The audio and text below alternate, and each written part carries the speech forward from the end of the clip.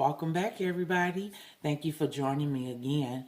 This week, we're going to try our hand in baking fudge stripe cookies. Now, this is one of my husband's favorite cookies. He buys them out of the store, but he gave me the challenge of trying to make some homemade. He said that if I can master this, that he wouldn't buy them out of the store anymore. So we're going to try our hand at it today. I researched a couple of recipes and I pulled together some things that I liked and I discarded the things that I didn't like about the recipe. So I'm just going to give it to you how I put it together. So here's what you're going to need. 2.5 cups of flour, 1 cup of sugar, 1 cup of unsalted butter. Make sure it's cold. 1 teaspoon of vanilla, a half teaspoon of salt, 2 teaspoons of baking powder, and some chocolate chips for melting and striping. Now that's all of the ingredients. Let's talk about the tools that we're going to need. You're going to need something that's a circle so that you can cut it out. Unfortunately, I don't have a circle cookie cutter. I got every cookie cutter you can imagine except for a circle one. So I'm using this small little Play-Doh cutter. I don't know. My kids used to use it, but I cleaned it real good, and we're going to use that and a piping tip for the middle part of the cookie. Parchment paper, a Wilton's piping bag for the striping, obviously a rolling pin, an offset spatula, and our rubber spatula. That's everything that we're going to need to accomplish this. So let's get started. Okay, so we're going to start by mixing our dry ingredients, which is the flour, salt, and baking powder. We're just going to simply just dump those things in there. You can give it a little stir. We won't be sifting this because we don't want our cookies to be tough. We want it to be light and crispy. Alright, so we mix that and we're going to set that to the side. And we're going to get started on our combination of what I would call the wet ingredients. But we're using a little sugar. So we're going to take the butter and we're going to chop it up into a couple of cubes. Just like a rough chop.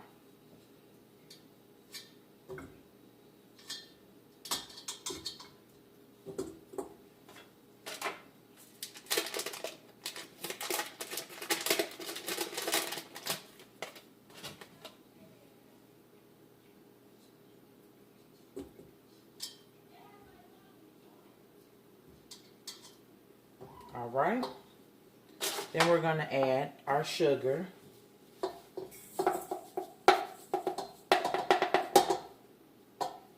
Alrighty. Only thing left to add after we blend this together will be the egg and the vanilla.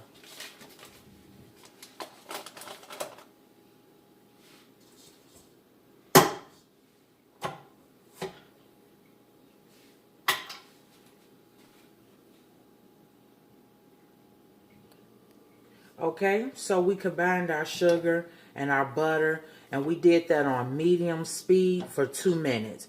And it's nice and pale and fluffy for us. So next we're going to add in, well, let's scrape the sides down because we don't want any ingredients to get left behind because it's stuck to the sides. And remember, guys, this is my first time doing this. Fudge stripe cookie, so we're learning together. I'm going to scrape this side down, scrape the bottom, make sure nothing's stuck at the bottom. Alrighty. So we got our egg. I think I forgot to mention that we had an egg for our ingredients. And 1 teaspoon of vanilla.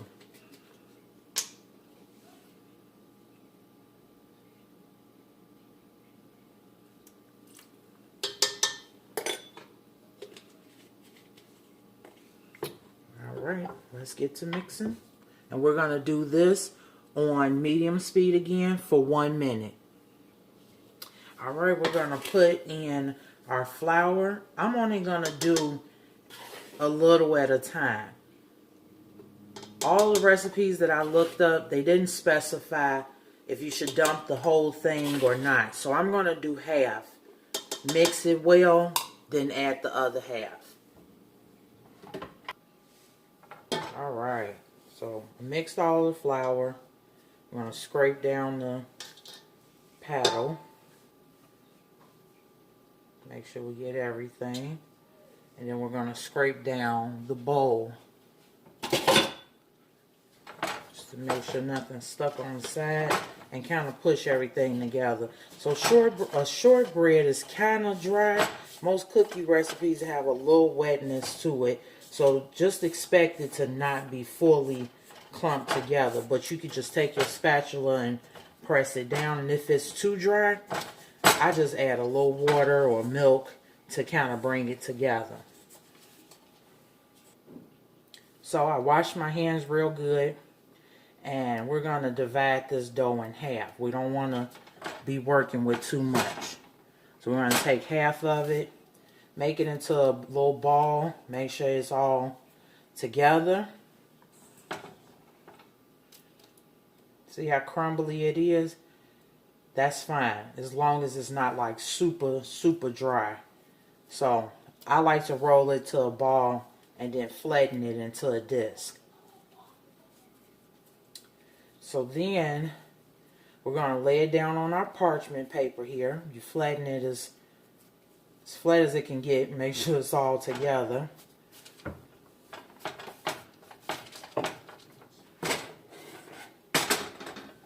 Then we're going to take another sheet of parchment paper. Lay it on top of there. This is just what I like to do. You can easily flour your rolling pin and just roll it over the top. But I like to use some parchment because sometimes flour adds or leaves a bitter taste to sugar cookies and shortbread cookies. You can even use powdered sugar to flour your rolling pin or your cookie cutters, and you know, to keep from using the flour. All right, so I set this dough in the freezer for about maybe 5 minutes because I wanted it to firm up. I didn't want it to break apart once we start cutting into it. So I got my little circle object and we're just going to go around and stamp and cut it out, and then we're going to use the small end of the Wilton's bacon tip. I think this is number 12, and we're going to use it to cut the holes in the middle. So start at the edge, as close to the edge as possible. You might have to give it a little push, and then you're going to use the small end. Cut that out. It's a little uneven. And then we're going to place it on there. So these are smaller than the actual cookies. But it's only because I didn't have anything bigger than this. So it's still going to taste the same. Still going to taste good. So I'm going to go ahead and cut these out. Get it on the baking pan. And for right now, start your oven at 350. When I have an electric oven, I like to bake about 25 to 50 degrees under what they say. So all the recipes I came across said 400 degrees. We're going to bring it down to 350. And we're going to check on them every 3 minutes for about 6 minutes. And make sure the edges are golden brown and rotating that pan halfway through. Alright, so we cut out our little circles and I lined them up. We're going to put it in the oven. We're going to do, I changed my mind. I think I'm going to do 2 minutes at a time rotating it. Because they're so small, we don't want them to burn up. So we're going to check on them every 2 minutes and rotate it. And then I can tell you all just how long I let them bake for. Alright. So now that we got all of our cookies baked up, that batch gave me 140.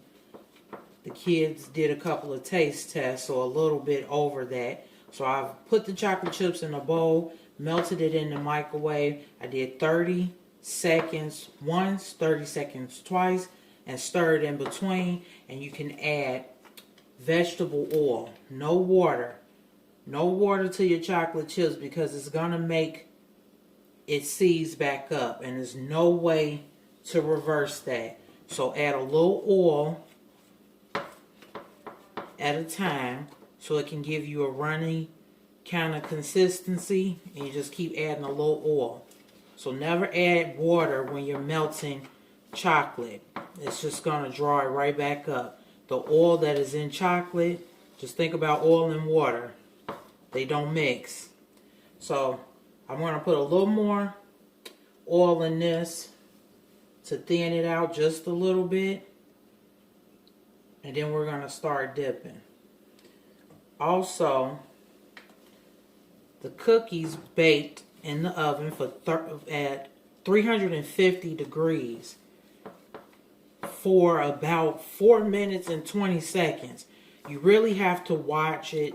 I got a couple of character cookies in the batch, but we can cover that up. So now our chocolate is nice and thin, nice and runny. Now this next process is not gonna be easy. So there's no easy way to do this, non-messy way. You just gotta jump right in there and do it. Okay, so we got it semi-runny. I like it a little runnier, but I don't want to overdo it. But for the sake of the video, we're going to probably just add a small drop. Small drop. Because we don't want to change our flavor of our chocolate. But the oil will definitely thin it out for you. If you keep microwaving it, it's going to seize it back up. Water will seize it back up. Use oil. You can use coconut oil, vegetable oil, any of those things until it's nice and shiny and runny. So there we go. So we're going to take a cookie. Your hands are going to get messy, so just be prepared. Push it down in there.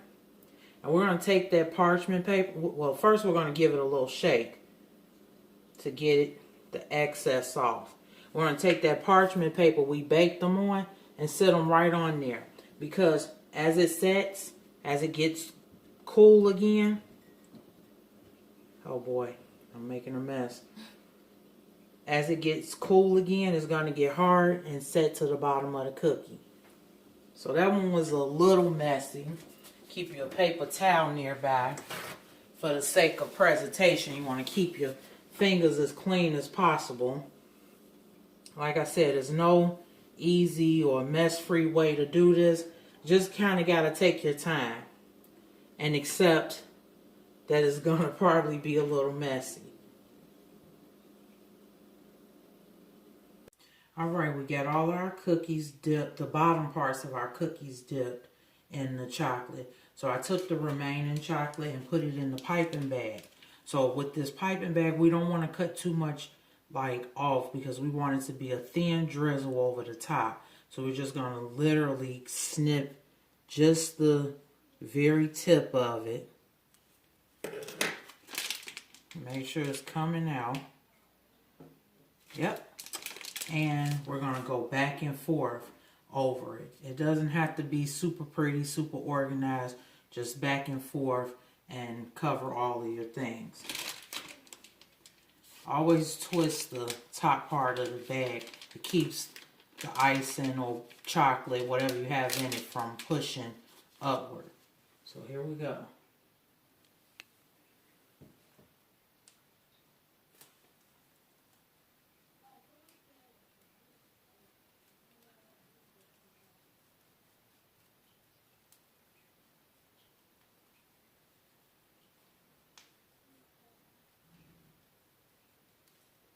Alright.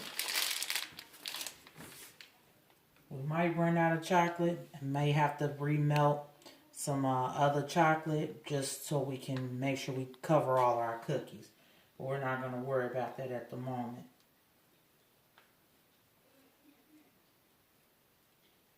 because we might make it.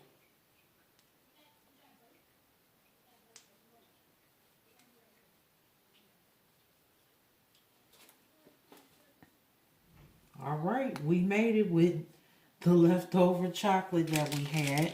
So we didn't need to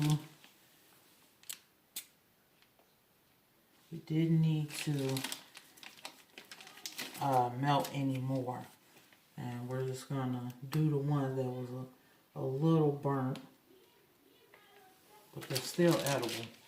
And then we're gonna go back, look for any that look too plain. And we're just gonna go and drizzle what we have left. So now that we drizzled the chocolate over top, we're going to go ahead and let the chocolate set.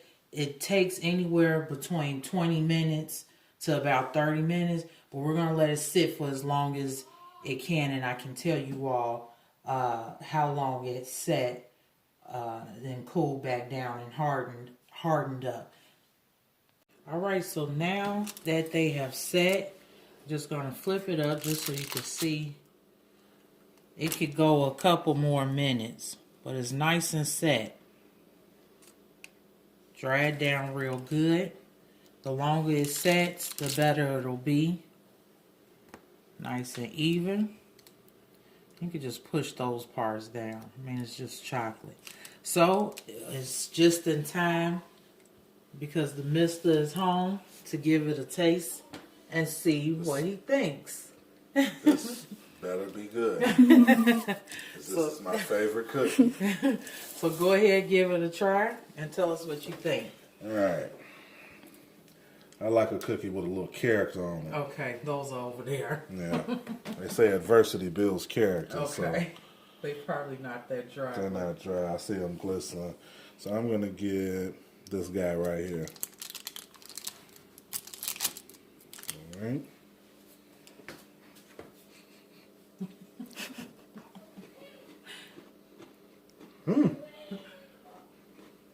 That's pretty good. So is it approved, or will you be buying more Keebler?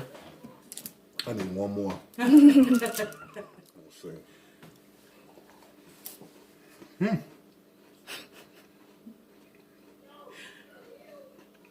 I need one more. Those are very good.